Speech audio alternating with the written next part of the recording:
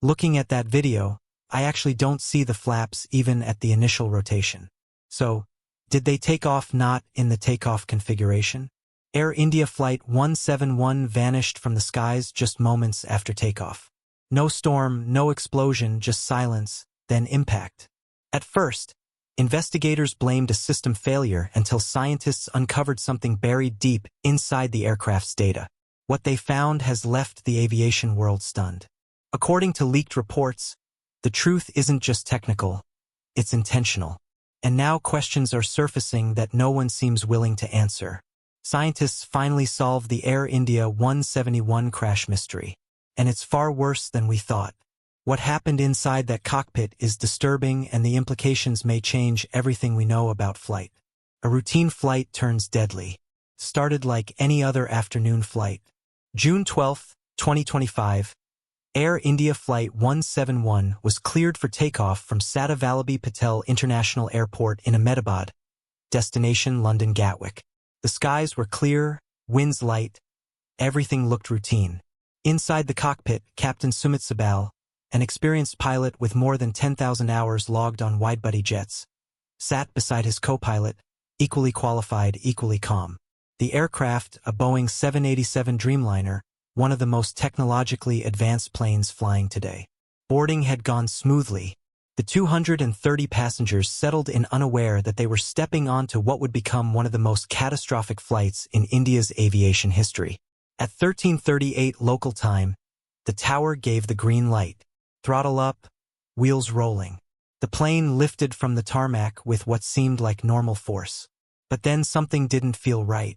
Almost immediately after leaving the runway, the aircraft struggled to gain altitude. Stayed low, too low. Observers on the ground reported a strange humming sound, quieter than expected. Several recalled seeing the landing gear still down as the plane skimmed low over rooftops. Within 30 seconds of liftoff, the pilot sent out a chilling mayday. But it was what came next that froze air traffic control in place. The call was brief.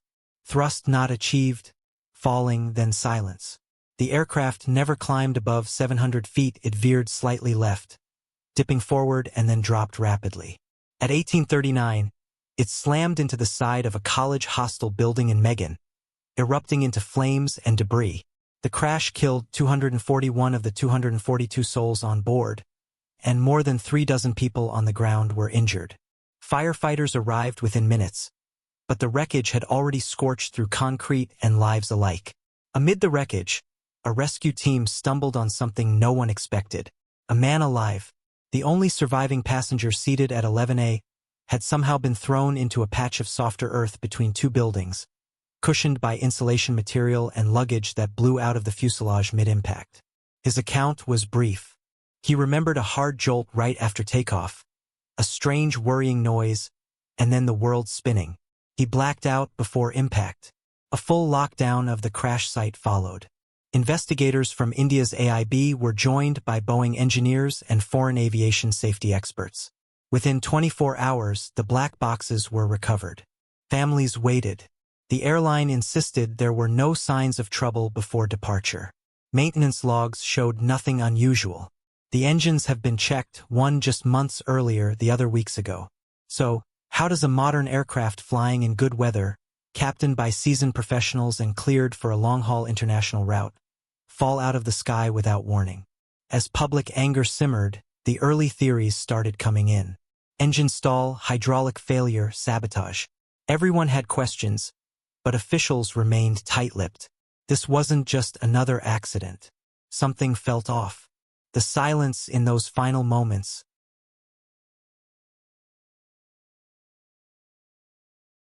The failure to climb, the absence of any visible fire until impact. Every detail raised a red flag. And still, at the heart of it all was that single unanswered question. What went wrong in those 30 seconds?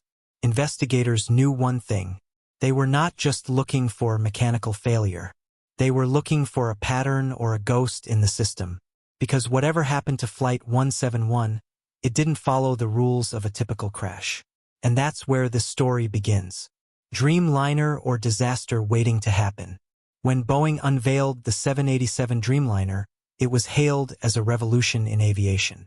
Lightweight composite materials, fuel-efficient engines, and a fully integrated electrical system were just a few of its standout features. AI India had invested heavily in the model, promoting it as a symbol of the nation's rising status in global air travel. But in the aftermath of Flight 171, that reputation began to unravel. This particular aircraft registration VTAB was less than 8 years old. It had passed its last inspection with no major concerns. One engine had been overhauled in March 2025, the other cleared after an April checkup. The aircraft's health monitoring systems have flagged no issues in the days leading up to the crash. The pilots were among the airline's most experienced. Nothing about the takeoff suggested cause for alarm. And yet, 30 seconds into flight, everything failed. This raised an uncomfortable question. Could the Dreamliner itself be hiding flaws too complex to detect? The aircraft relied on electronic signals to control nearly every function from braking and steering to fuel distribution and flap adjustments. Unlike older models, it didn't use traditional hydraulics in the same way. Instead, it leaned heavily on electrical redundancy. That's fine when everything works, but if there's a failure in the main and backup systems, especially during takeoff, the consequences can be instant and irreversible. A few experts pointed to what's known as the RAM air turbine, or RAT. It's a small wind power device that deploys automatically if a plane loses both primary electrical and hydraulic power. On Flight 171, witnesses on the ground and in recovered footage confirmed the RAT had deployed within seconds of takeoff. That's not normal. That means the plane was already relying on emergency power before it left the city limits. FEET deploying wasn't just a red flag. It was a flare. Still, investigators kept circling back to the same puzzle. If the engines had failed, why didn't they show signs of distress? No fire, no explosion, no engine fragments in the debris field. If there was an electrical failure, why was the aircraft able to send a mayday? And if the fuel supply had been blocked or disrupted, why hadn't the pilot seen it during taxi or initial thrust up? The more questions they asked, the stranger it got. Boeing engineers joined Indian officials to go over every inch of the wreckage. They simulated the flight dozens of times using the aircraft software logs and black box data. Each time they found the same thing: the thrust levels were never right. The engines were responding but not delivering, almost as if something was restricting them. Not a total cut, but a subtle reduction. Just enough to prevent proper climb. Just enough to doom the flight without obvious warning.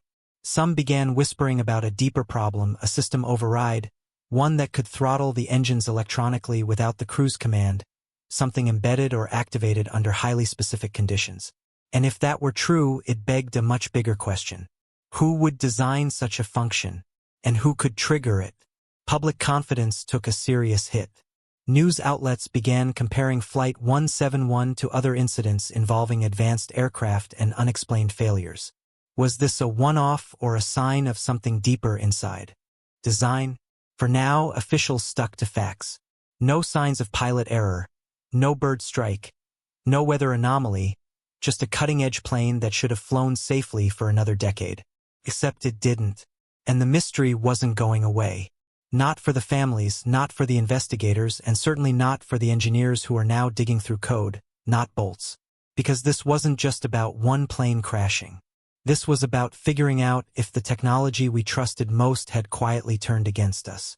The black box that refused to talk.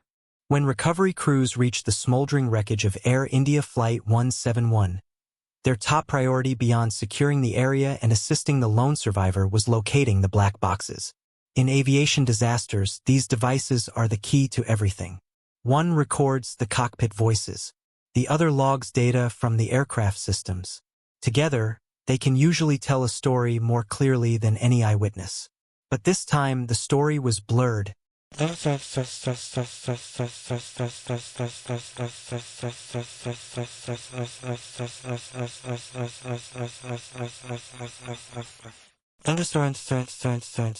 Full paragraph exceeds platform limits.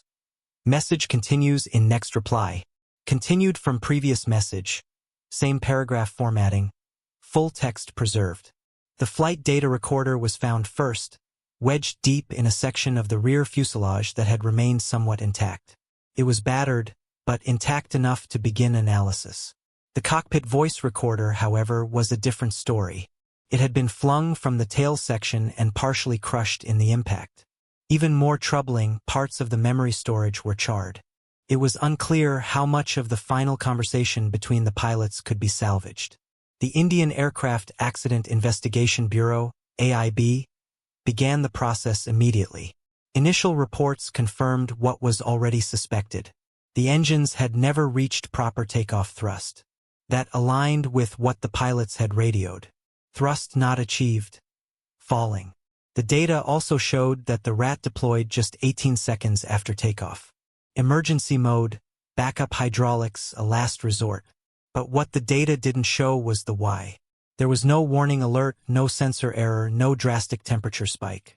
The fuel flow readings weren't zero, but they were far lower than expected. It was almost like the engines were being strangled gradually, deliberately, and not due to pilot input. The voice recorder, once decoded, offered only fragments. The final 40 seconds were mostly static and cabin noise. Voices were faint, clipped, broken up by garbled distortion. Still, according to reports, investigators picked out a few haunting lines. One voice, likely the captain, says, "Engines not responding. Confirm settings." Another responds, "All set. Nothing's changing." And then after a brief pause, the same voice, "It's not us. It's locked out." That sentence sparked a storm of speculation. Locked out of what was it? An autopilot override, a software command, or something deeper like a command issued remotely or programmed in advance? Experts from Boeing along with cybersecurity consultants join the AIB to comb through the aircraft's software logs. The 787 isn't just a plane. It's a flying computer. Hundreds of systems work in tandem, all controlled by code. In that code, investigators realized could be exploited or manipulated. Still, no one wanted to say it out loud. Not yet. What made the mystery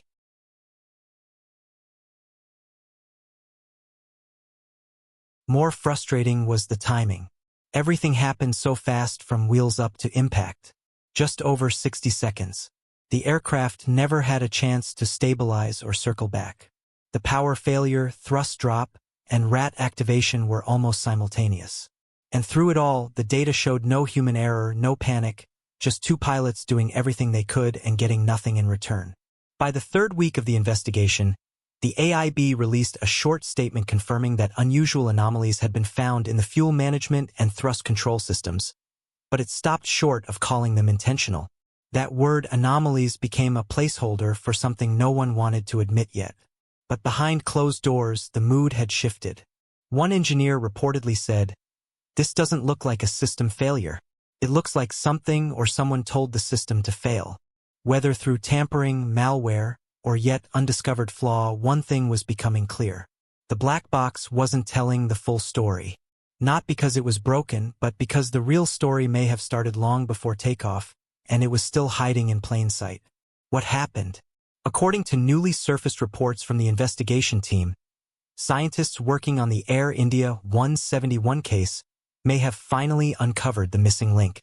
And if what they found is accurate, it changes everything we thought we knew about the crash. Because this wasn't just a tragic accident. This was something else entirely. Something calculated, something buried, and yes, something far worse than we thought. Yes, according to reports, scientists finally solved the Air India 171 crash mystery, and it's far worse than we thought. The breakthrough came not from India, but from a joint team of cybersecurity and avionics experts operating under a discrete agreement between multiple countries, including the UK and Israel. Their focus wasn't just the aircraft's mechanics or weather conditions. It was the data, specifically the unusual digital behavior hidden in the software logs collected from the flight data recorder. What they found was deeply unsettling. Buried in the final seconds before the crash was a coded command sequence issued to the aircraft's engine indicating and crew alerting system ACRS. According to internal briefings, the command wasn't one that pilots can manually trigger from the cockpit. It was buried deep in a maintenance subroutine, something used only in ground tests, not in flight, but for reasons no one can yet explain. This sequence activated shortly after takeoff, cutting thrust output by over 60% and triggering a cascade of electrical system shutdowns. That's when the ram air turbine deployed. That's when the aircraft began to fall. This is shocking not just because it happened, but because there was no obvious pathway for it to happen on its own. The log suggests the command came from within the system itself, but had to be initiated by something. A corrupted file, a software implant, or was it, as one whistleblower hinted in an off-record exchange, injected intentionally long before the flight ever left the ground? Now, the question being whispered behind closed doors isn't just what happened. It's who did this and why. There are theories. Some investigators suspect unauthorized access during a routine systems check the week prior. Others believe the incident may tie into a broader pattern of sabotage attempts against civil aviation infrastructure. While there's no official confirmation, the fact that foreign intelligence agencies have quietly joined the analysis suggests something deeper may be unfolding. To be clear, no group has claimed responsibility. No trace of tampering has been found at the airport fuel station. The pilots are still considered blameless, but what the data shows is undeniable. Something told that aircraft to fail, and whatever it was, it knew exactly how to do it without leaving a fingerprint. This led one senior analyst to describe it plainly. This wasn't a malfunction. It was a shutdown. So yes, scientists may have finally solved the Air India 171 crash mystery, but the answer only leads to darker places. We now know it was likely the result of deliberate system interference, either embedded digitally or triggered externally. We know the aircraft followed a sequence it was never meant to engage in flight. And we know someone or something had the knowledge and access to make it happen. But here's what we don't know. Who planted the sequence? When was it introduced? And is this an isolated event or the first confirmed case of a commercial airliner being taken down through invisible sabotage? Until those questions are answered, we're left with a chilling reality. The technology we trust most can be turned against us, and we might never see it coming. This wasn't just a crash. According to the reports now surfacing, this was a message, and the world isn't ready for what it means. The questions no one wants to answer. As details began to leak from behind closed doors, the public narrative surrounding Flight 171 started to shift. What was once treated as a technical malfunction was now looking more and more like the result of something intentional. But despite growing evidence, no official body was willing to make that claim outright. The language remained careful. Anomalous software behavior, unexpected system responses. Not one agency used the word sabotage. Not yet.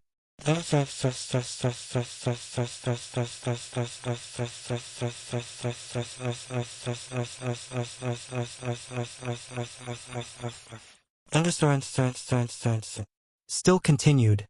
Full paragraph completion follows in the next message. Continued. But investigators weren't the only ones digging. Independent aviation analysts, retired pilots, and cybersecurity researchers began connecting dots. Some noted how similar the flight's failure sequence was to a 2022 incident involving a cargo aircraft in the Middle East where thrust was suddenly reduced midair under unclear circumstances. That plane landed safely. This one didn't. Others looked into the timeline, who had access to the aircraft, what updates had been installed, what technicians were involved during maintenance cycles. The deeper they looked, the more the questions piled up. Why was a rarely used maintenance command active during takeoff? Why didn't internal diagnostics flag the anomaly before departure? Why has the full cockpit audio still not been released? And perhaps the most important question of all. If this was foul play, who was the target? There were whispers that someone on board may have been under protection or had previously worked with sensitive data. Others speculated that the crash was a test, something orchestrated to prove a point, not to kill a specific person but to demonstrate access. A flex, a warning. But none of this could be confirmed. The government offered condolences, promised transparency, and then went silent. Just like that, the story began to fade from headlines. Meanwhile, the families of the victims were left in limbo. They asked for answers but were met with procedural delays. One relative of a British passenger told reporters, "We've received more updates from the media than from the airline or government, and every new piece of information makes this feel less like a crash and more like a cover-up. Back inside the investigation, tension was building. According to unnamed sources, a report was prepared suggesting that unauthorized system access likely occurred in the days leading up to the flight, but the phrasing was too delicate, too watered down, and the report never made it to the public. By this point, international agencies had started pulling back. The FAA quietly redirected its investigators to other assignments. Boeing issued a statement reaffirming the 787's safety, attributing the incident to a unique confluence of events. No further explanation was given. In India, Air India grounded a handful of Dreamliners for enhanced diagnostics, but only temporarily. Within weeks, they were back in the sky. And just like that, everything appeared to move on. Except it hadn't. Behind the scenes, a new phase of the investigation was beginning. But this one wasn't about crash physics or engine locks. It was about access points, network permissions, and maintenance protocol loopholes. The aviation world had entered a new kind of threat assessment, and Flight 171 had become the blueprint for a worst-case scenario. But here's the reality. No one's talking. The higher up the questions go, the fewer answers seem to come down. Was the crash an inside job? Was it a breach of software supply chains? Was it a message from a hostile entity? No official has confirmed. No culprit has emerged. But the digital fingerprint remains, embedded in the code, in the silence, and in the fact that no one, despite the findings, is willing to name what really happened. The silence that followed. In the weeks that followed the internal findings, public attention began to drift. News cycles moved on. Statements became vague. And the raw facts about Air India Flight 171 were quietly buried beneath layers of bureaucracy, coded language, and international politeness. There would be no dramatic press conference, no whistleblower testimony, no justice, at least not yet. But inside aviation circles, everything had changed. Airline executives received new confidential guidelines about software auditing. Boeing initiated a silent internal review of its maintenance code access architecture. Though no formal recall was issued, Air India quietly replaced dozens of diagnostic modules across its fleet. Pilots, usually trained to manage mechanical issues and emergencies, were now being briefed on something they were never meant to encounter: the possibility of system interference from within the aircraft's own digital brain. And for families of the victims, this silence felt like a second crash. One father of a passenger told reporters, "They say they found the cause, but they won't say what caused it. That's not closure. That's cruelty." Governments chose their words carefully. The Indian Civil Aviation Ministry issued a final report summary that danced around the central issue, labeling the incident as a result of compromised system behavior under review. It didn't mention the locked-out thrust controls. It didn't mention the embedded command sequence. And it certainly didn't mention foul play. But those who had seen the real data, who had watched line after line of command logs unfold in the moments before the crash, were left with one conclusion. This wasn't mechanical failure. This wasn't pilot error. Something else was involved. And the scariest part? No one can guarantee it won't happen again. That's the unspoken fear now lingering over the aviation industry, that modern aircraft, with all their tech and innovation, may have opened a new door not to safer skies, but to invisible threats no pilot can see and no checklist can catch. A code buried in the system. A silent override. A digital hand pulling the plane down while everyone on board trusts the system's designed to save them. So what happens next? That's the question no one wants to answer out loud. Because solving the mystery of Flight 171 didn't bring comfort. It brought more fear. Fear that if someone did